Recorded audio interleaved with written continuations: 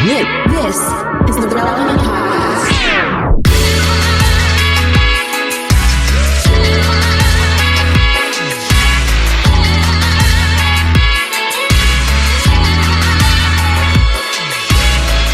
It's episode 1074, and it's the Relevant Podcast. Here in Orlando, I'm your host, Cameron Strang, and we are back from Loverland, Virginia. It's Jesse Carey. Hello, hello. From Austin, Texas, podcaster, author, speaker, Jamie Ivey. Hey, guys. And from Nashville, Tennessee, artist, producer, mogul, soon to have a platinum record coming out later this summer, Derek Minor. What's happening? What's happening? I receive it. That album deserves it, man. Brother. I receive it. People heard one single on last week's or on Tuesday's show. They're going to hear another single on today's show. I'm going to be rolling them out with you. So, wow, it's the Derek Minor show. I'm here for it. Hey, let's get Jamie, it. we talked about it on Tuesday's show, but when we were in Montana, Derek played the whole album for us. It's coming out late July.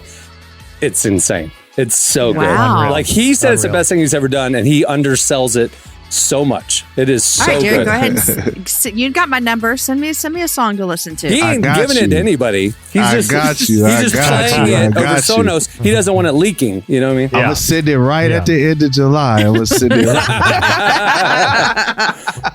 Jamie, I tried that like in our group chat like a month ago. Like it was done. I was like, well, send it. And he's like, I'll play it for you in Montana. This dude's got it on lockdown. He's not going to share it. That's the thing, because it'd be an uncomfortable situation, because if it leaked, he would know, oh man, it was Cameron. Exactly. Who did it?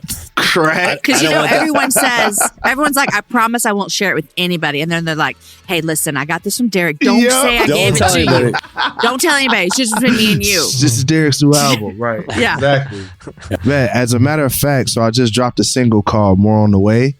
And I'm also doing this challenge called the More on the Way Challenge. So the way it works, picking them out, it could be $5, $10, $15, whatever. And then think of a friend that you think could use it, or a coworker, or an organization, charity, and then just send it to them.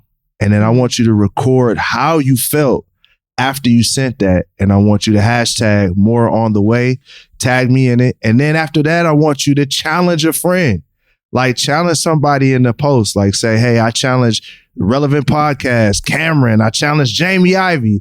And then we're just going to keep seeing how far our generosity can go. I really want to do something different, something that adds to the world. Most of the time, we're always thinking about taking, but giving away feels even better. So it's like, that's what we're doing. More on the Way challenge. Make sure to hit me up. I love it. Yeah, man. So is there the hashtag, say it all again, like what do people need to do? So they donate, they film a little clip of like what they did, how it made them feel. How you felt, and then nominate somebody at the end of it. Right. Yeah. So yeah, just More on the Way challenge, picking them out, give it away to whoever. It doesn't even matter how much it is, because it's not about how much, it's about the feeling, and also knowing that you don't have to be afraid to give away. So it's like, it's that idea. So giving them out. Can I say something? To all y'all listening, if you're going to join in on this, don't do $5. I don't care how you feel about giving $5. You know what I mean? Minimum $8. Minimum $8. I'm saying it's not sacrificial enough. Do something that you had to buy like anything for $5 these days. My thing is like, do something that like, man, this was maybe a sacrifice for me, but I want to bless somebody intentionally, and then talk about it. Like if you're throwing a little $5 that you don't care about, that's not the spirit of it. It's Derek's thing, but I'm just saying, like, step it up a little bit. Cameron said, run the racks. But my thing is, if $5 is all you got, if that's a sacrifice, if that's all you got, that's it. That's all you got. You know what I'm saying? Just make it a sacrificial gift. Yeah, that's make it something. Make it a blessing for somebody else. Because I know oftentimes for me, I've seen needs and I've been afraid to even say, you know what, I'm gonna be the solution to the problem, because I'm like, well, what about if I don't get that back, right? Like let's freely give, and I think that's the beauty of it. It could be $5. You know what your number is. If $5 is that number, cool. Yeah. If $500 is that number, cool. $5,000, whatever that number is, because it's about breaking the scarcity, fear mentality. The Bible says God has not given us the spirit of fear, but the spirit of love, power, and a sound mind. So yeah, once you give it away, I want you to make a video telling everybody how you felt, and then I want you to challenge somebody else. And make sure you use the hashtag More on the Way. beautiful. And I'm gonna, Cameron. I get it. I want people to be generous, but no one's complaining about getting a free $5. If someone gave me a free $5 right at that immediate moment, it's like I want a 7-Eleven right now, and taquito time, and no one knows because it's cash. It is.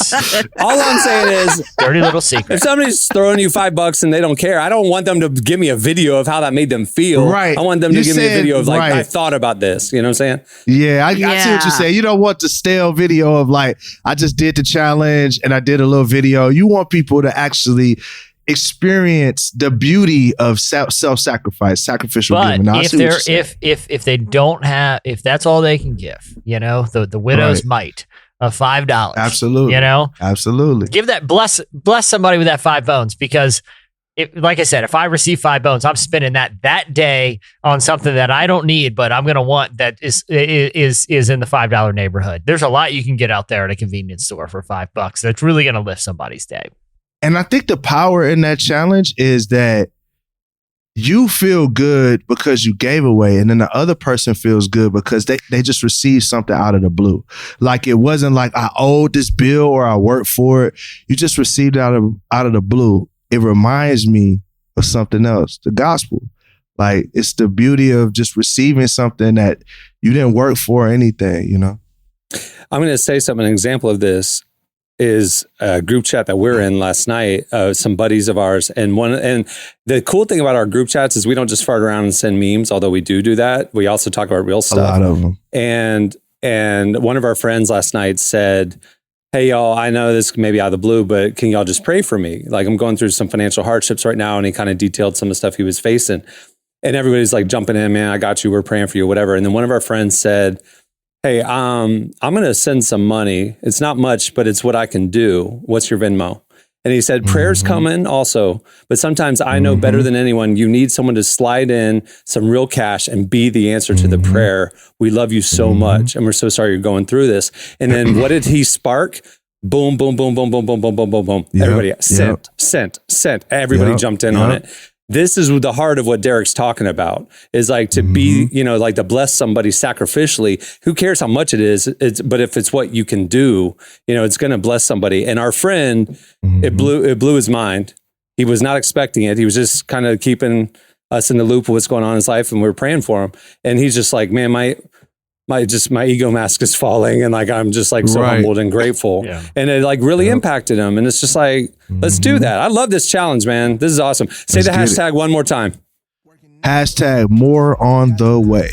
Come on, let's do it. Love it. All right, well, we have a great show in store for you today. Coming up later, we talk to Elevation Worship's Chris Brown, the good one. The other Chris Brown didn't join Elevation. Relax. Chris Brown's coming up. You don't want to miss that. We also have your feedback at the end of the show. But right now, Emily's going to join us for Relevant Buzz. Popping up.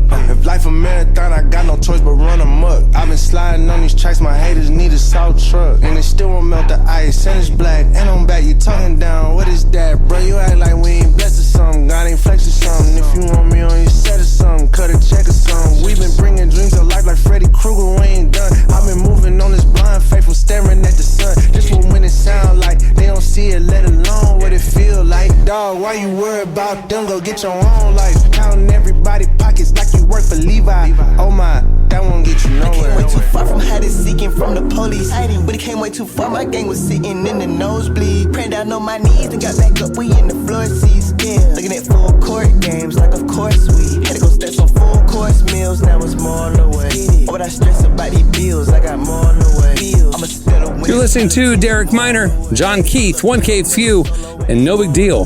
Holy cow, heavy hitters. The song is More on the Way. It's Derek's newest single. Go save it wherever you listen to your music.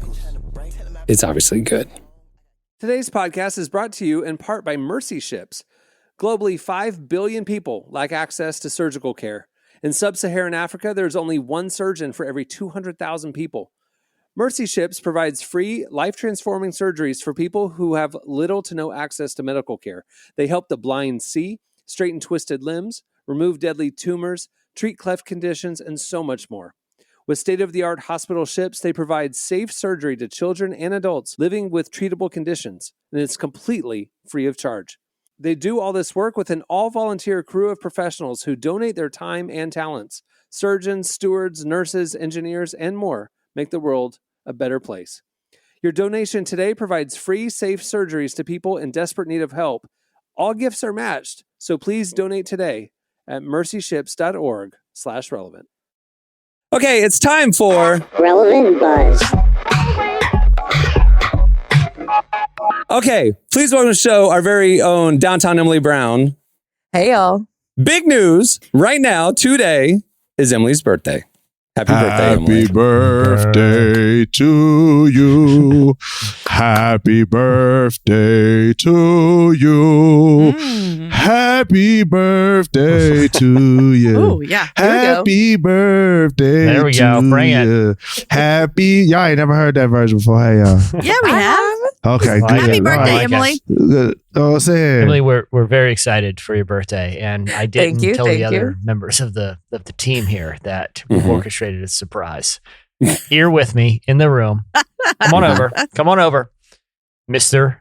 Harry Styles. Now, Harry Styles, come on. now let me just Harry preface. Styles, what's up? All right, that's what's up. This isn't the Harry Styles. This is a guy I looked up in the phone book whose name happens to be Mr. Styles.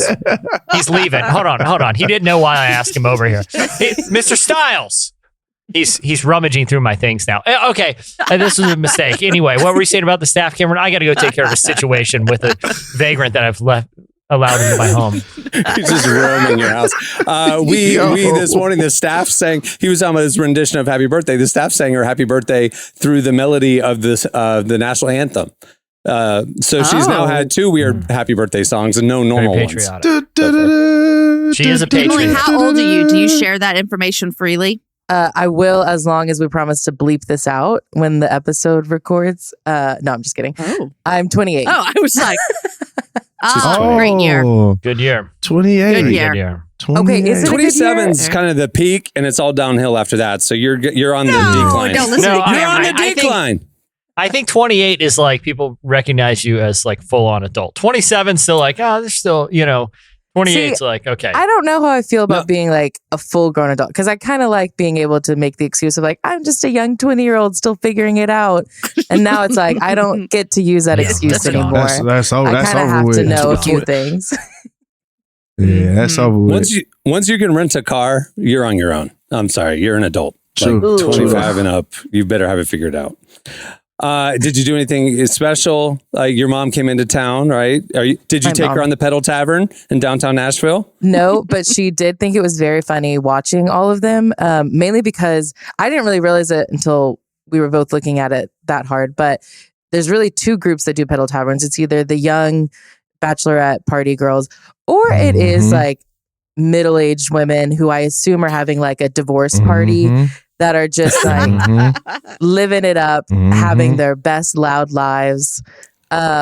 It's an interesting demographic. Look, and the thing is, they dress more scantily clad than the bachelorettes. Like the kids, you ma'am. Ma'am, put it away. Please. Put There are it children. away. Ma'am, your children are in their mid-20s. Please put it away. Ma'am, put it away.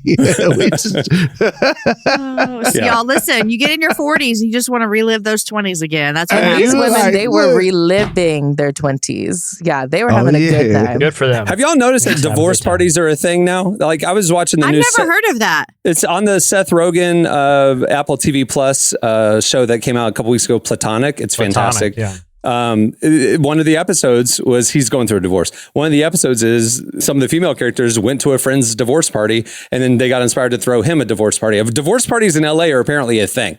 Like What do you do there? you Party? go, You you party. go, it's like a brunch or whatever. And your friend who's going through the divorce, you say uplifting things to them. You show them support. We love you. And you encourage them how much they mean to you, all these things. You're going to make it through all this kind of stuff. And we're here for Wow. you.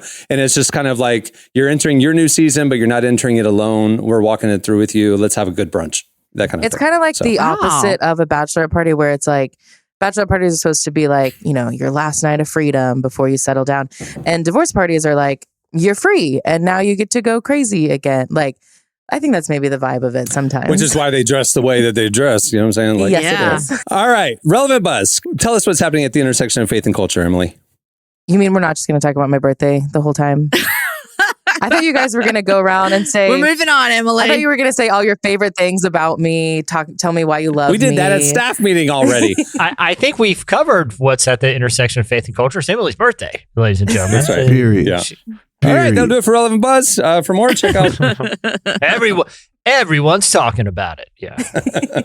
All right, what's going on? There's something that a lot of people actually are talking about. It's the new Duggar documentary, Shiny Happy People. Have any of you guys started watching it? Jamie? I've seen 2 episodes. Okay. How do you feel about it so far? It's on my queue.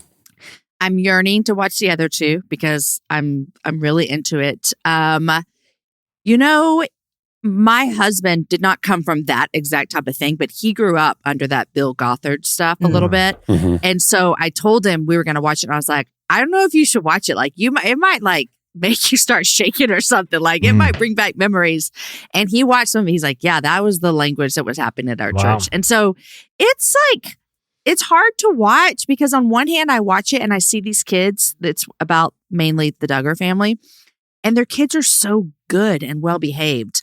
And I look at mine and I'm like, what is wrong with you guys? Like, why can't y'all act like the Duggars? And then you watch this and you're like, oh, I think they might have a lot of issues when they get older. Yeah, like they turn into pedophiles, literally convicted pedophiles. Yeah. So that's a whole, okay, that was my first thought was like, oh my gosh, their kids are so good. And then the like pedophile, the patriarchy, it's just setting up a lot of people for failure. It's hard to watch. It is hard to watch. I don't know nothing about it. So you know who the Duggars are? I know who the Duggars are, but who's the person you said Bill Gothard? Bill Gothard. Yeah, what is his thing? Yeah. So Bill Gothard is the leader of the Institute in Basic Life Principles, which is the organization that the Christian affiliated organization that the Duggars are a part of. And they have very strict teachings. It is like a very patriarchal thing. I think the best way to describe it is one of the sisters on the Duggars. She kind of described it as if they're in a room, whoever the oldest man is in the room, he's in charge. No question. Like, doesn't matter his qualifications. Like, he is the one that makes all the decisions for everyone. And like, they definitely teach don't question authority, that you should submit to all authority without sort of pushing back against it. I don't see any problem with it, honestly. Okay. And like the teaching is like a women's role is strictly your only option is like a wife and a mother. Yeah. Like, Sounds there's no great. room for you That to do sounds anything fantastic. else. And there's that. Anybody listening needs to know I have a smile on my face. I'm being completely sarcastic. Do not quote me. We Don't all write just him- kind of let it go because we're like, it's too late. It's out You there. heard how quiet I got. I was like, he gonna get canceled by himself. Yeah, go for he's it. gonna cancel himself. I'm not getting canceled with him. I'm like, look, I'm just gonna watch. Don't fire up medium.com and write a whole thing about quoting me, please. I was a joke. Hey, I was like, I was look, his- raised by strong women. Yeah. I affirm strong women in ministry and leadership. We've had leaders on our team all over the years. Okay, thank you. Sorry, it was a joke. All right. I got a pitch to interview Ginger. Yeah, we had her on the podcast too. Duggar Vola. Oh, okay. Yeah. And so when it first came through my office, I was like, I'm not touching that with the 10-foot pole because I didn't know what her book was about. I didn't know anything. I just knew that she was a part of this family and I had zero interest in talking about that. But I actually read her book. And like the older sisters are like almost coming to the light a little bit about what they were raised with. And I feel sorry for them in a way because you'll hear them and they still honor their parents a lot. Like they're still like, I had a great childhood. My parents are great. And this is what we're dealing with. And I feel like that, I feel sorry for them in a way that they're having to reckon with so many, we all have to reckon with our childhood. And they have to do it publicly. Ginger, when we talked, she used a really great word. She said she was disentangling her faith and like a lot of things she learned from her childhood, just because, I think what is so hard with Gothard's teachings that I think a lot of people really wrestle with is he's not wrong 100% of the time. There are things he does preach that are biblically accurate, but there are other things he teaches that are definitely his strong interpretation of scripture, and he treats it as if it's 100% true. And that's where there is a lot of there's just a lot of abuse that ended up happening in the IVLP because of his teachings. And there's sort of this reckoning that's coming with it right now. And two, what's interesting about the Duggar situations, if you didn't watch a show like Derek, and like I kind of just know about it, but I'm not that interested. The thing I would say to those people is watch this through the lens of Gothard's teachings infiltrated far beyond just his little community, like Baptist churches, Pentecostal churches. That sort of teaching seeped into a lot of it. So while you're watching the Duggars, it might be the extreme version of it, but you will find so much that's like, oh yeah, like my church taught that, and like, and it's eye opening, like how these views really infiltrated mainstream Christianity as well. Well, and it's not just like sort of like the fundamentalism and the patriarchy and sort of antiquated ideas about, what I consider antiquated ideas that are more puritanical when it comes to gender roles than biblical. I think the other aspect too is like a lot of people, including probably a handful of us on this podcast, were raised in a very Western Christian culture that put a heavy emphasis on the centrality of family, where, when I think you kind of start reading the Bible objectively as an adult or not necessarily even as a young person, you realize like, families are important, but it's not. I mean, Jesus was to the point where he was almost dismissive of people who were too, leave your father and mother. Don't even go to the funeral. Like your family's the church. Like I love being a dad. I love being a husband. I think families are important, but I also feel like there was a time in kind of modern Western Christianity, particularly certain sects of like conservative evangelicalism, where the idea of family it seemed almost like an idol, where it was like, look, I'm not discounting. It's important to be a good parent and raise your children in a way where they have a solid foundation. But that's not really what I'm reading. When I read the teachings of Christ, like he doesn't really hone in on that too much. Like he's more concerned about. That's how you know that Vin Diesel is a solid Christian, because he's been for 10 movies jumping. For family. All of this has been for family. He jumped off the side of a airplane in a car, jumped off a cliff. Amen. Would you do that for Jesus? Family, man. Would you do that for Jesus, bro? It's for family. Vin Diesel really the Passion of the Christ Part 2, 3, 4, 5, 6, 7, 8, 9, 10. Just one thing I need to clarify for the listeners who might be taking notes at home. Jesse was talking about the SECTS of Christianity, not sex of Christianity. He was saying sex of Christianity. Sect. Yeah. Oh, wow. Sectors. Sectors of Christianity. Yeah, but just want to clarify. But either way, I'm not anti-family. Very different documentary if it was the other family. I'm not like anti-family, but that documentary. But it really does seem like, hey, there's a lot more going on in Scripture that we should be concerned about, when it comes to relationships with people, than necessarily, exactly, the Dom Toretto version of the gospel, where it is totally central to, where the primary relationships are the ones that you have people aren't you can't choose who your family is, who you're related to. I'm not saying those relationships aren't important, but they're not the most important. Like, I don't know. I have a whole,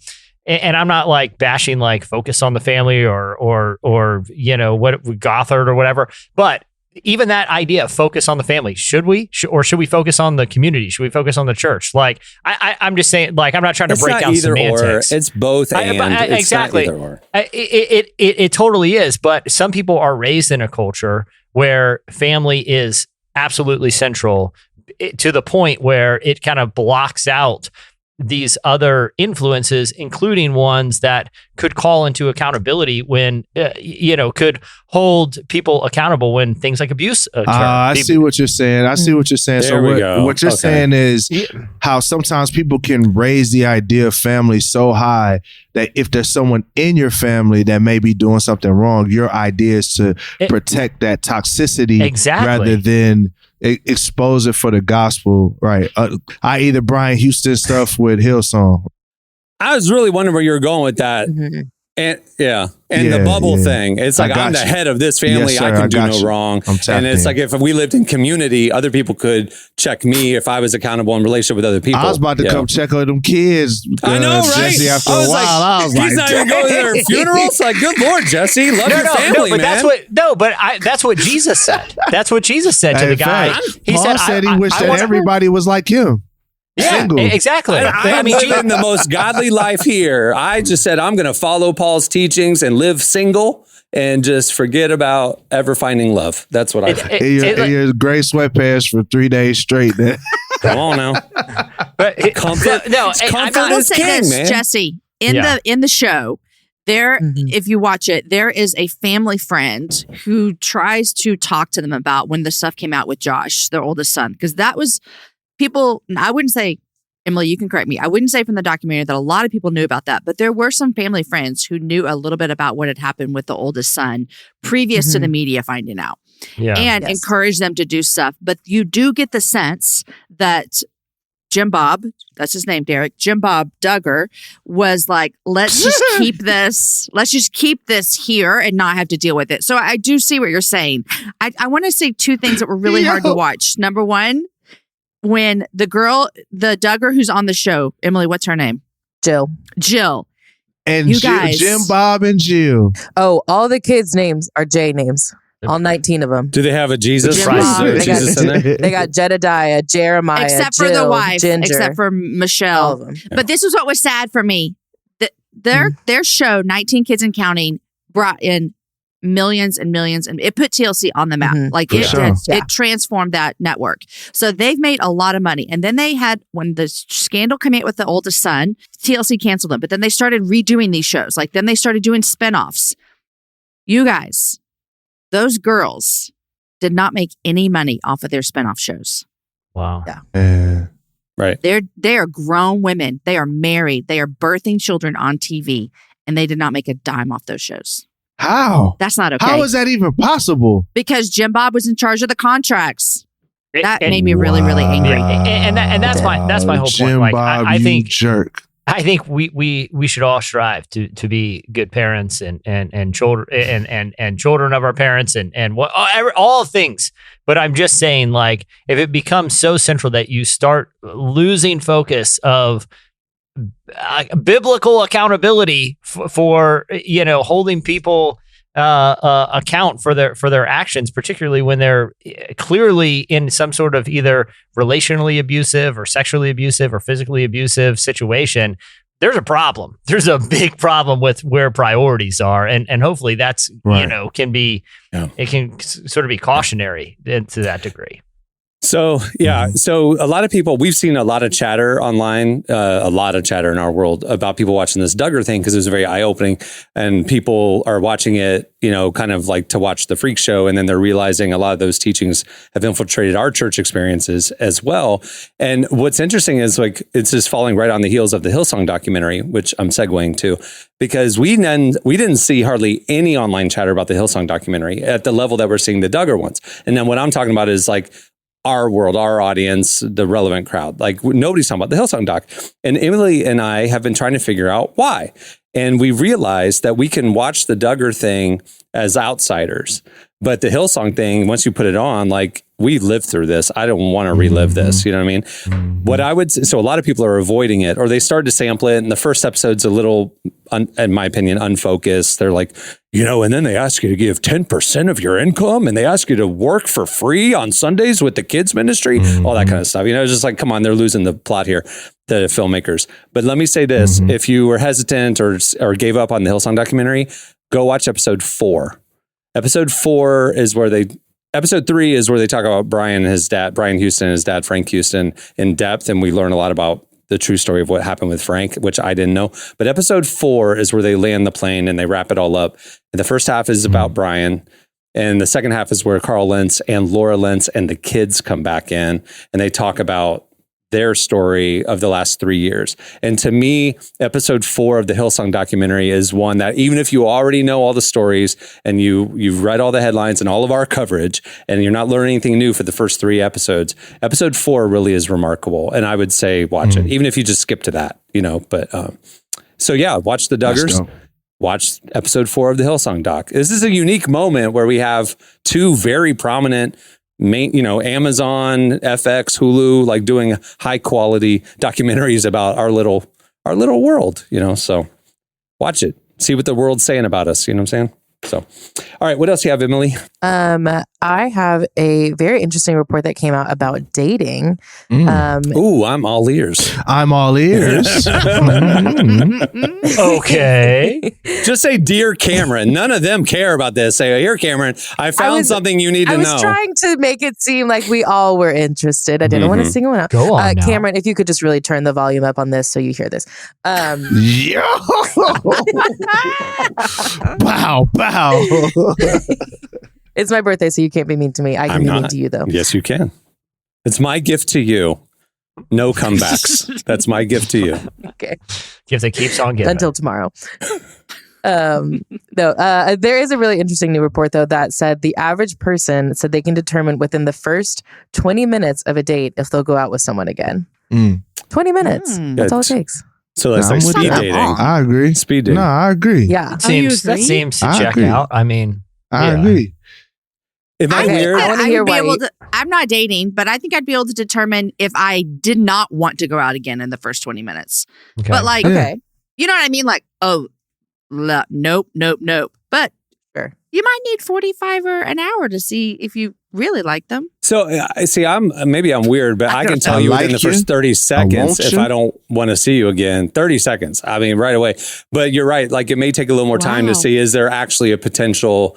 Is this worth going out again? Because for me, like, I'm not a date-to-date person. You said 30 seconds. You can find out. Which whether really you means wanna... you're just looking at them. No. I can write somebody off to go, I can tell what you're into. Like, I vibe, like the whole thing real quick. It's like, I can write you off quickly, but the idea of like, is there enough substance to mine that this could turn into a relationship or we should continue pursuing this? That takes more time than 20 minutes. So I'm like the two extremes. I need longer and shorter. I don't need 20 minutes.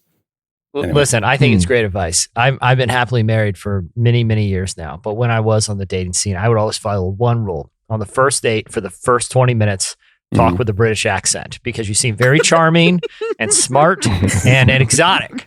And they've already made the decision at that point. And then I kind of just slowly faded out. That's why Harry Styles is so good. He gets all the women he wants. Speaking of which, Mr. Styles, what are you?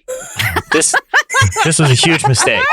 This was a huge. He appears to be wearing some of my clothes at this point. You didn't realize when he said he was Harry Styles, he spells it Hairy.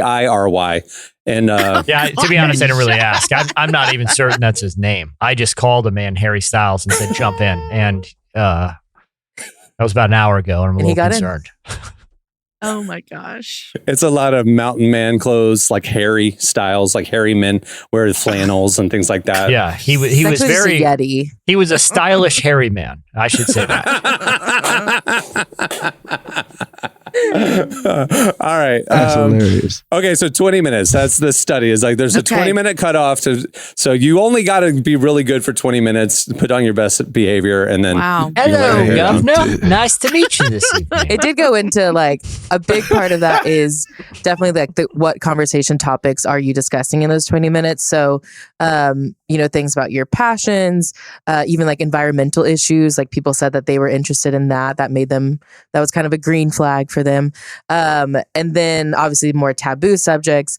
Definitely don't bring up within 20 minutes. So things like your ex or are you interested in having sex tonight? Or Okay. even like in the first 20 minutes.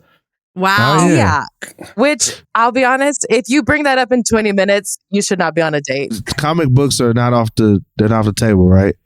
So like I can bring up my comic book collection. My comic book collection. You should bring up whatever you love. That's the point. Bring up whatever you love, and if it's a match, it's a match. My pop collectibles. Like, see, if I just broke out like 5 pop collectibles, would be like, these are my favorite. This one right here. I'm so glad you're married, Incredible Hulk, Spider-Man, Wolverine. Oh my gosh, is this a Wookiee? Okay.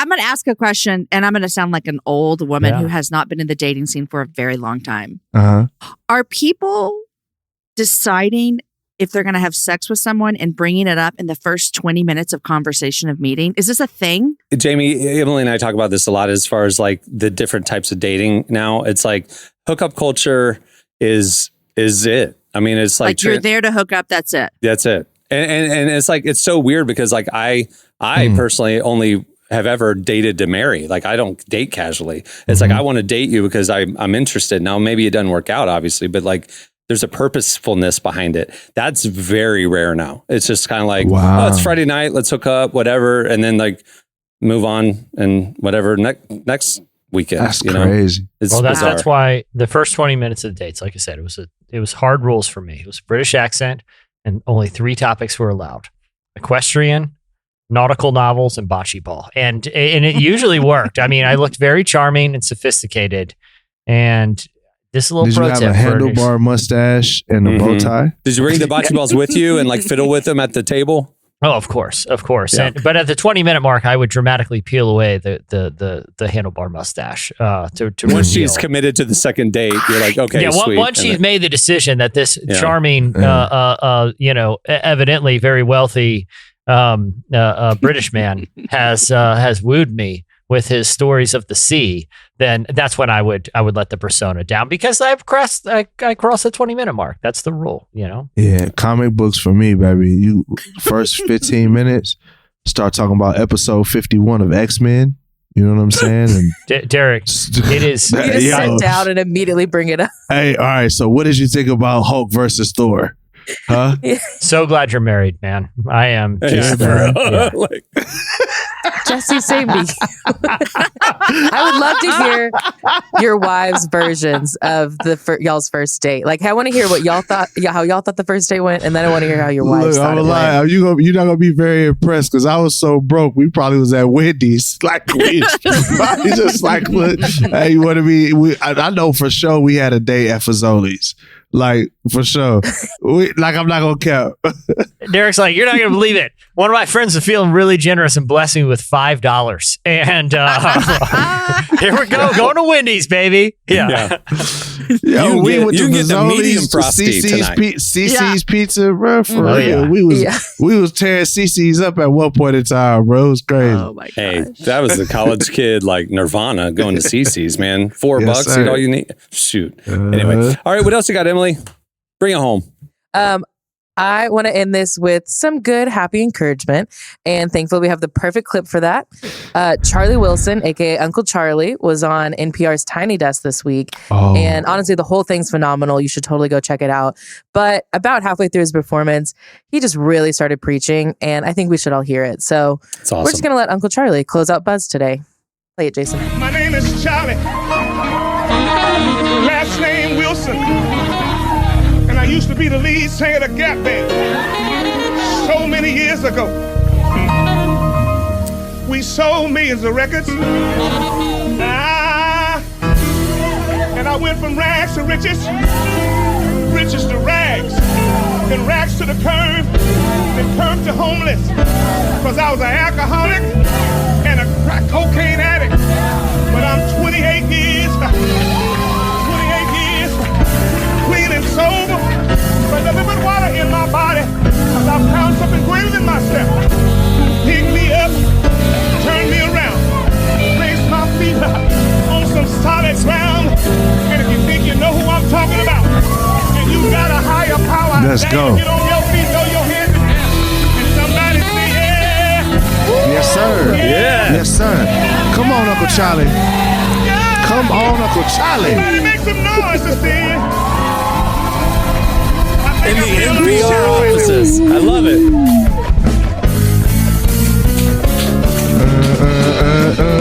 Come on. There we go. In the middle of NPR. I love it. Charlie Wilson, buddy. That's hard. That's how hard. I want to end Buzz every week from now on. I love it. We should. We posted that on relevantmagazine.com if you want to watch the whole thing. It is so good. What a great performance. All right. Thanks, Emily. If you want to see more stuff like that, check out relevantmagazine.com every weekday where we are covering the intersection of faith, culture, justice, and all the other stuff. Thanks, Emily. Happy birthday. Happy birthday. Thanks, guys. Stay tuned. Up next, the good Chris Brown joins us.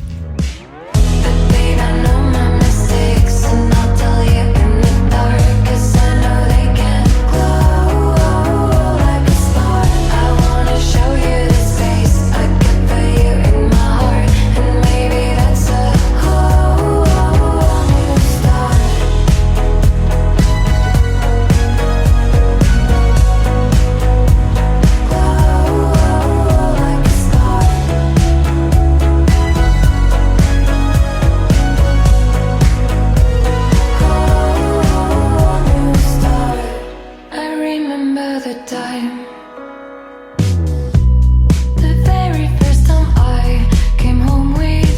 You're listening to Silly Boy Blue. Hey, that was my high school nickname. The song is Sparks. Well, today's show is brought to you in part by the new book, God, the Science, the Evidence. We talk a lot about faith, but how often do we talk about science in the same breath? You might be surprised to discover just how deeply the two actually agree.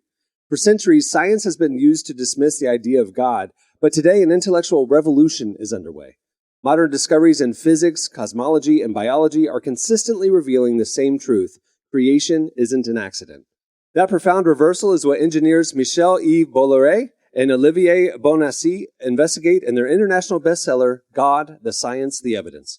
This book is a rigorous, evidence-based critique of materialism, inviting you to explore over a dozen scientific, philosophical, and historical domains. It shows that what was once seemed impossible, that science could point to a creator, is now supported by a vast and convergent body of evidence. With over 400,000 copies sold in Europe, this book is sparking a global debate. It's thoughtful, fascinating, and a powerful reminder that reason itself affirms the existence of God. Learn more and find out where you can purchase your copy today by visiting godthesciencetheevidence.com. Well, our guest today is Chris Brown from Elevation Worship. We sat down with him to discuss the worship team's latest album, Can You Imagine? And how the album that wasn't supposed to happen came to life. Here's part of our conversation with Elevation Worship's Chris Brown.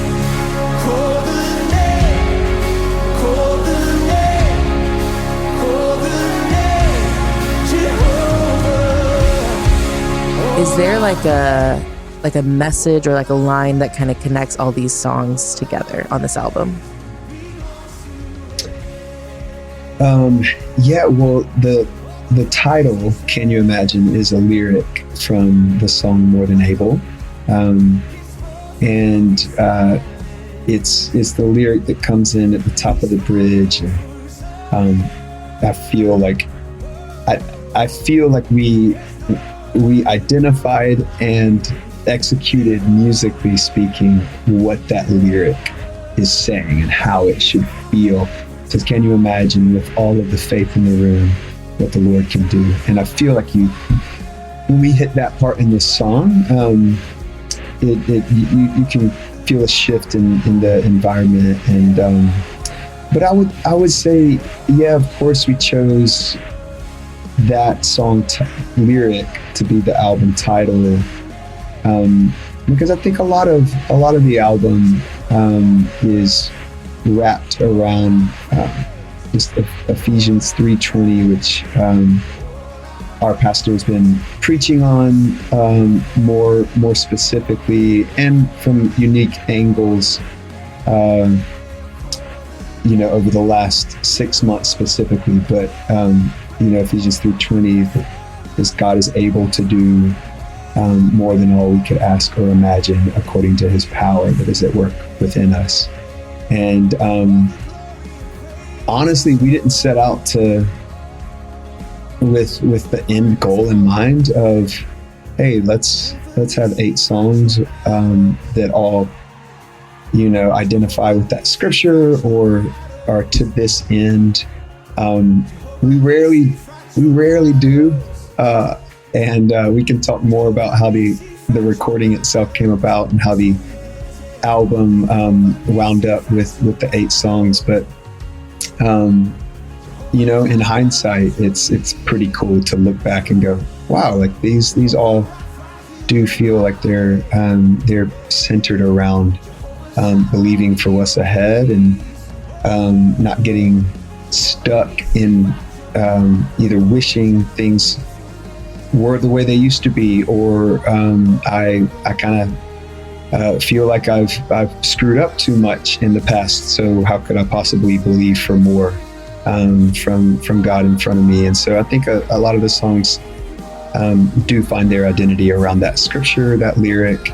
So that would be it.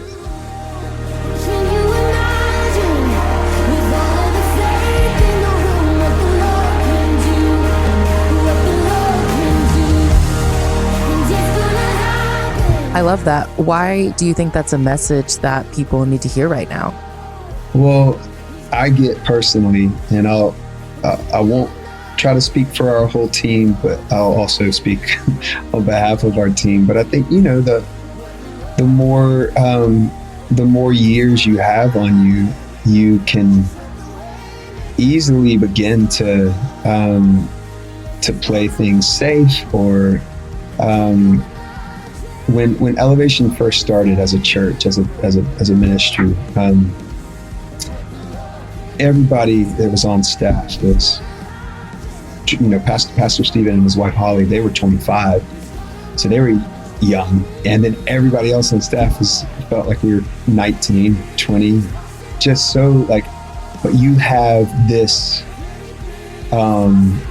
this abandonment to like any fear or whatever it's, you know, it may take to believe like, oh yeah, like of course it's gonna happen. And I'm speaking in terms of like ministry and around building our church, but of course you would apply it to any situation in life, anything that we go through. At least I've found that, you know, I have 2 kids now that are old, you know, getting older. I didn't have a mortgage, you know, 15 years ago. I have a mortgage. I have lots of amazing things that I could look back on and go, well, wow, like I saw that happen. God did that. I can't believe I had that experience or whatever. And that can either lead to, man, what else might I experience in life? Or it could be, I can't believe I've had these experiences. I might, you know, take a little coast break and just chill for a while and not. And so I do think part of the album, I feel like you can identify Moses, the character, at this burning bush moment where at that point he's middle-aged and he has this encounter with God speaking through, you know, a bush that's on fire. And he's been a shepherd for a while because he ran away from Egypt after murdering someone, and he met and married a foreigner, not one of his people, and he was enlisted as a shepherd in his father-in-law's, you know, business. And so he spent years, I believe, at that point, just this is my life. I don't know if he felt like it was a good life, bad life, fine life, but that was his life. And then he has this encounter, and God says, "Oh, you're the one I'm appointing to deliver my people from Egypt." And you know, he just sat there and tried to talk God out of like, "No, I'm not your guy. You know, you got the wrong one. I don't have this. I'm not good at that." And so I think a lot of More Than Able, the song More Than Able, feels a bit like, you know, Moses's thought life. When did I start to forget all of the great things you did? Why did I start to believe that you weren't sufficient for me?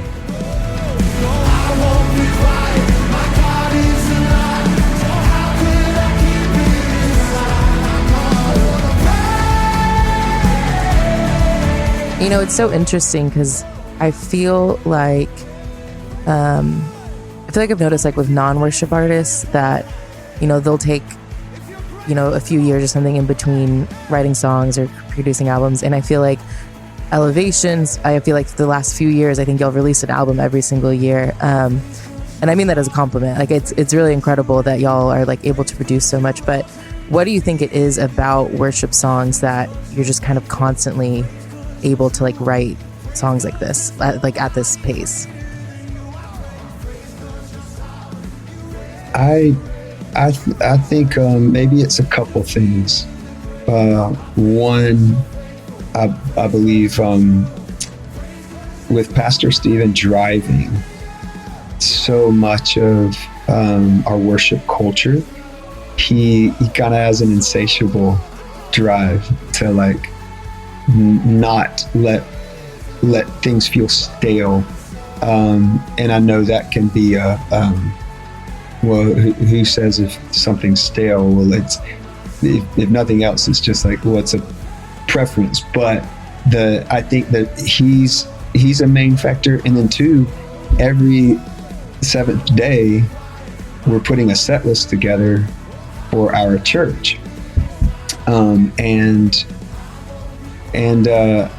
think like if that keeps us motivated to have new music, because we have had seasons where, and we don't only do our own songs. I'm not saying that, but we do primarily Elevation stuff, and it is a good motivator to always bring a new song to both the Lord and our congregation. And so I think both of those factors and dynamics work kind of hand in hand that wind up then turning into an album. But I think like 52 Sundays, I guess. And if you were to put that in terms of like Taylor Swift's tour or something, it doesn't sound like all that much for 52 city tour for an artist. But the same people aren't showing up night after night. And our congregation is showing up Sunday after Sunday. And if we were to play the same songs for waiting a couple years between new songs getting into the flow, I think it might begin to feel stale. So it's a good motivator for us, just having Sundays,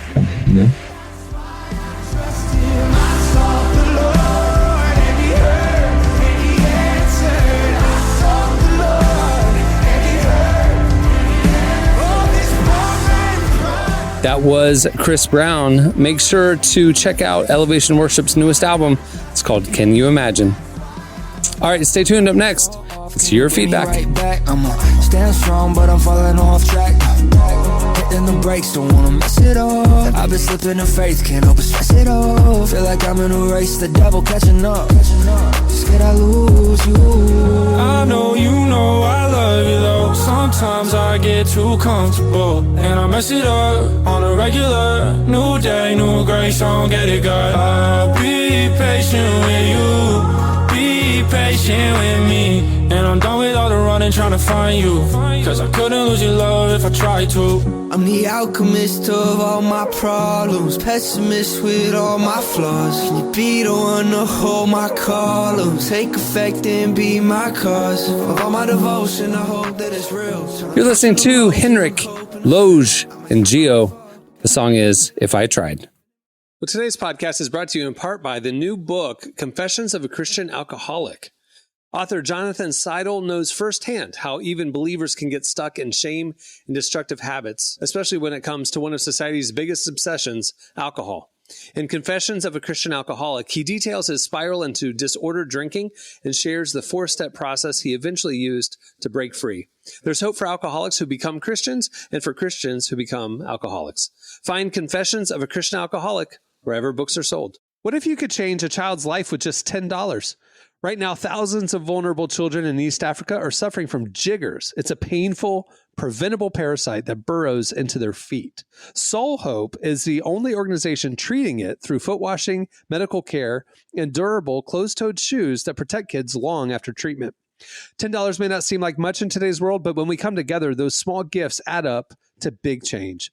Join the 10 for 10 campaign. $10 protects 10 small toes. Visit soulhope.org/10 to give now.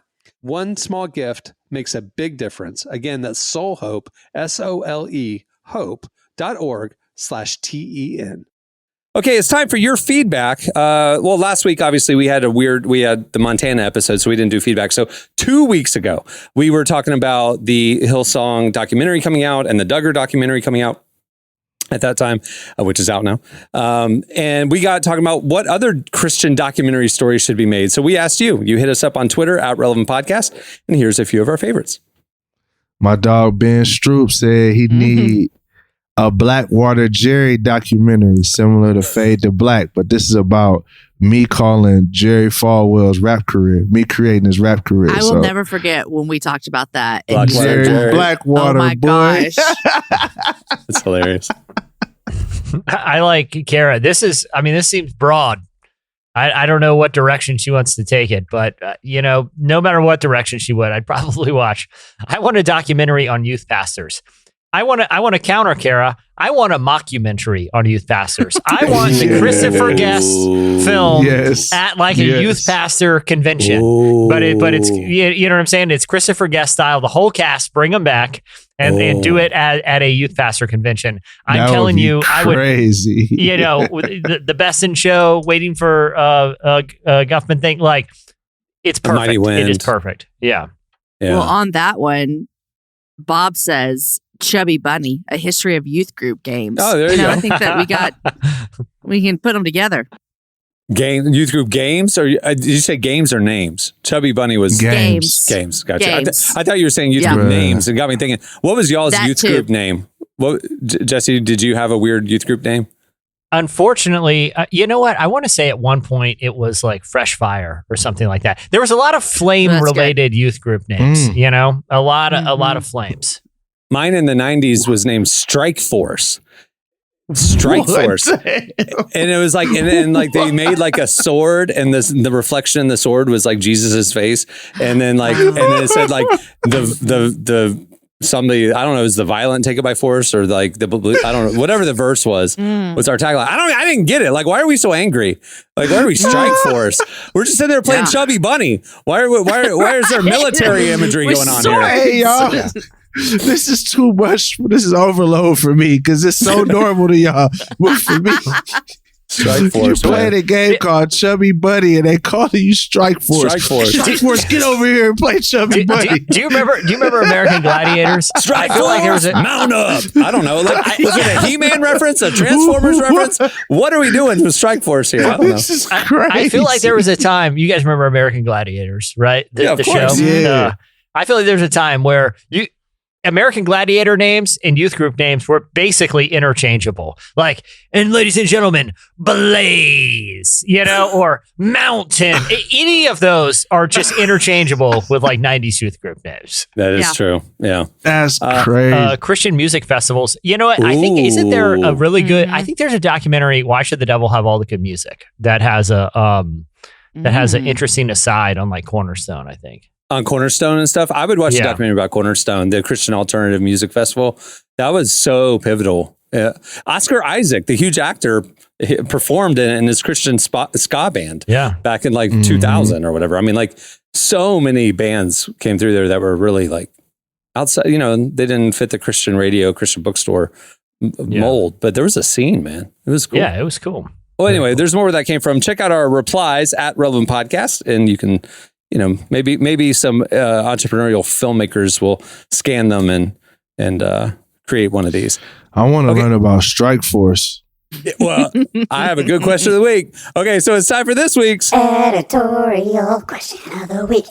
I'm not even going to ask the cast. I want to know y'all's youth group names. That's what I want. I want to know everybody's youth group names.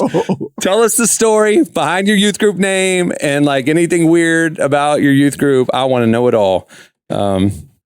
So it's the name of the entire group. They would call it almost like a basketball team or something, like the First Baptist tactical team, Blaze, more like a special operations tactical unit. Or, you know what I'm saying? Or like Strike Force every Wednesday night at 7. Yeah. Strike Force, the youth ministry at Wakanda I love Assembly. to watch that movie. That sounds like somewhere a lot of stuff gets blown up. Mission You know what we have to Fire. remember, though, guys? Cool. What we have to remember is that we're Warriors all of grown adults worship. right now. Yo. We're grown adults.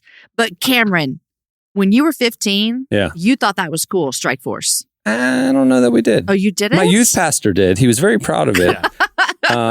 We didn't. But I really, feel like sometimes kids are like, I was a little more just like, I liked going to Strike Force because there's cute girls there. I didn't care what they called it because there was cute girls there. It's cool, whatever. I don't know. I didn't really care about the branding. Now every church is doing like I go to a church called Alive Church, and like their young adults ministry is called like AYA, Alive Young Adults. Like I'm going, where's Strike Force? Like bring it back. It's almost like all the logos. You want it back. Like all the Don't bring logos it back. today are just like Helvetica and everything's boring. Bring back logos. Bring back Strike Force. Bring back. Don't bring that back. Don't bring that back. Don't bring y'all back Strike don't bring Force. that back, y'all. All Don't right. bring that back. We go Can next you one. imagine Cohen going to Strike Force? Cohen would just not. He wouldn't go wouldn't to go. youth group anymore. Yeah, He he's just wouldn't like, go. I'm not Yeah. going to that. That's stupid. That's stupid. That's exactly what he would Exactly say. what he would say. Rightfully so. It's like, and what's interesting too is these kids, they don't have the gimmicks like they used to, like the youth Nah. group stuff, or I mean, like our church youth summer camp is just called summer camp. Like we named it, we themed it. I mean, it was like, you know, this summer, it's, you know, like VBS and stuff. You know, it's like every year had a different theme. Ours is called students at our church. Just students. Right. Yeah, pretty straightforward. Students. Yeah. Boring. Who's allowed in here? Students. Boring. Oh, that's where the Strike Force is training. Oh, wow. I want to join that. Yeah. Oh, cool. What are we training for? Not clear. Chubby bunny, three-leg races. We're pretty good at these water balloon toss games. Yeah. Yeah. So hit us up on Twitter at Relevant Podcast and tell us your youth group name growing up. Okay. Well, before we wrap things up, I want to thank Chris Brown from Elevation Worship for joining us today. Make sure to check out their new album, Can You Imagine? It's out today. There you go. Before we wrap things up, make sure to check out relevantmagazine.com. Every weekday, we are covering the intersection of faith, culture, life, justice, and more. We have some great interviews. We have the latest news. We have some think pieces every day. Check it out. Bookmark it. Come back. Follow us on all the socials. We're on Twitter and Facebook with everything we post. We also post occasionally over on IG and rarely on TikTok, though that will change this year. And I've been saying that for months, but I mean it. Also, if you want to if you're not a social media person, you want to stay up on our latest stuff, you can sign up for our daily newsletter right there at relevantmagazine.com. We send you our top 5 trending stories each weekday morning right to your inbox. It's a great way to stay in the loop. Okay, on that note, we'll wrap it up. I'm Cameron Strang. I'm Jesse Carey. I'm Jamie Ivey. I'm Derek Miner. We will see you on Tuesday. Have a great weekend, everyone.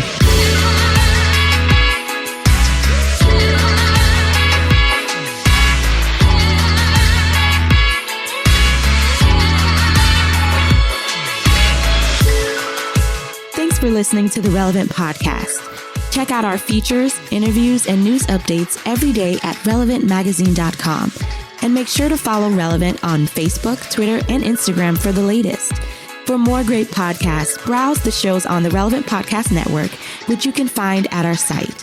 And while you're there, don't miss the all-new era of Relevant Magazine. A new issue releases every other month at relevantmagazine.com.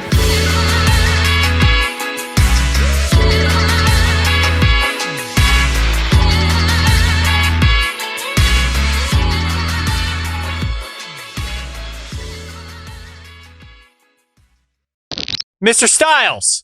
Relevant Podcast Network.